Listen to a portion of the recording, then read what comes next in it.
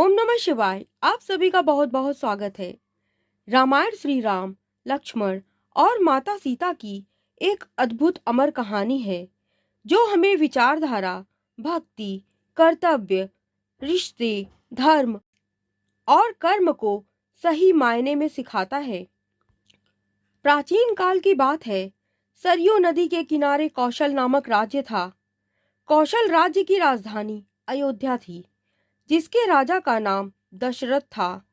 राजा दशरथ के 3 पत्नियां थीं, जिनके नाम थे कौशल्या, कैकेयी और सुमित्रा। परंतु बहुत समय से उनकी कोई संतान नहीं थी, जिसके कारण उन्हें उत्तराधिकारी की कमी हमेशा सताती थी। इसके विषय में उन्होंने ऋषि वशिष्ठ से बात की और पुत्र कामेष्टि यज्ञ करवाया। यज्ञ के कारण उनकी पत्नियों को 4 पुत्र हुए। उनकी पहली पत्नी कौशल्या से राम, कैकेयी से भरत और सुमित्रा से लक्ष्मण और शत्रुघ्न का जन्म हुआ। सभी राजकुमार शास्त्रों और युद्ध कला में निपुण थे।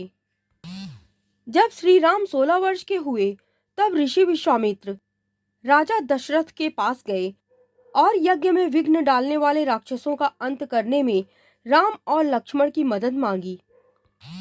भगवान राम और लक्ष्मण ने कई राक्षसों का वध किया, जिसके फलस्वरूप उन्हें ऋषि विश्वामित्र ने कई दिव्य अस्त्र प्रदान किए। दूसरे प्रदेश मिथिला के राजा जनक भी निसंतान थे। ऋषियों के कहने पर राजा जनक ने अपने राज्य के खेत में हल चलाना शुरू किया। हल चलाते समय उन्हें एक धातु से टकराने की आवाज आई।